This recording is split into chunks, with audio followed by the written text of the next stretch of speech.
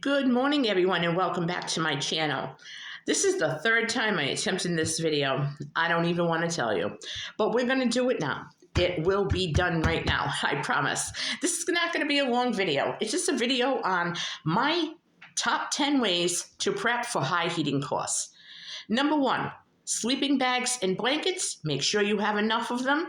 I'd say maybe two blankets maybe per person extra. If you can get a hold of flannel sheets are great on the bed. They help keep you warm. Sleeping bags are wonderful. You could just wrap yourself up in one and you'll be toasty warm. Some of them keep you warm down to 10 degrees Fahrenheit. So hopefully your house isn't that cold, but that's a good thing to have. Extra socks. Make sure you have extra socks and make sure that they're loose enough so that your feet get enough circulation. You don't want anything tight and constricting. Dress in layers. Notice I have a sweater on all the time. Well, not all the time, but most of the time. I have a hooded sweatshirt on or a sweater. It's not that cold in here today because I had the heat on earlier. So I showered, I threw my lounging clothes on, and I have a sweater on top. This isn't really that warm, but it makes me feel cozy. And if I'm cozy warm, I'm happy. You're going to want to stock up on candles, oil lamps, flashlights, batteries, lighters, and matches. The reason is you could always use candles to help keep you warm. Oil lamps throw a lot of light.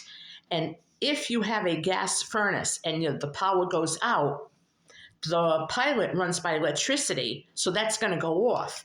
But you can light it manually, and one of these and a flashlight is all you need to kick your heat back on. So don't forget to stock up. I love these. They have the little safety latch, little safety thing on there for children, and I get them at the Dollar Tree. I don't spend more than $1 on them. Number 6, camp out in one room. Learn to use one room that is a heated room. Put your heat on, and then when the house gets toasty, let it cool, to shut the heat off, and learn to live in one room. Put blankets, pillows, sleeping bags, everything in one room, and everyone stay in one room. I have heard that you could get a pop-up tent, put the tent in that closed-in one room, and everybody sleeps in the tent. Or if you're by yourself. I don't know how that would work. I get claustrophobic, so I wouldn't be able to do that. I guess if I had to, I would. So that's not a bad idea. You're going to want to cover all your windows and doors. Windows can be covered with old blankets, sheets, plastic. You could put up curtain rods in doorways and put a pretty blanket there or whatever you have just to block off the one room and keep the heat in that one room. You're going to always this is my favorite. I love my electric blanket, and it does not cost a lot to run it. It really doesn't. It's far cheaper for me to run an electric blanket at night while I'm sleeping than it is to put the heat on and use unnecessary resources to keep the house warm when all I need the heat for is to sleep. So I prefer my electric blanket, which is toasty warm. I love this thing. I got it for Christmas like 10 years ago, and I just absolutely love it. The other thing you're going to want to do is use your oven, okay? Use your oven to cook as much as you can if your heat is turned down low. Like around here, I noticed like around 3 or 4, the temperature really drops. The sun's getting ready to set, and you could feel the night cold air coming in. That's a good time. It's also almost dinner time too. So light your oven and you can heat up your dinner. You can roast a chicken, bake a lasagna, bake some cookies, bake some brownies. Make use of the oven and the resources that you're pulling from it. And then when you're done, you just open up the door. You could shut the oven off if you choose to. Open up the door and let all that hot air out into the kitchen. And a lot of times it will travel and it will warm up a few other rooms close by.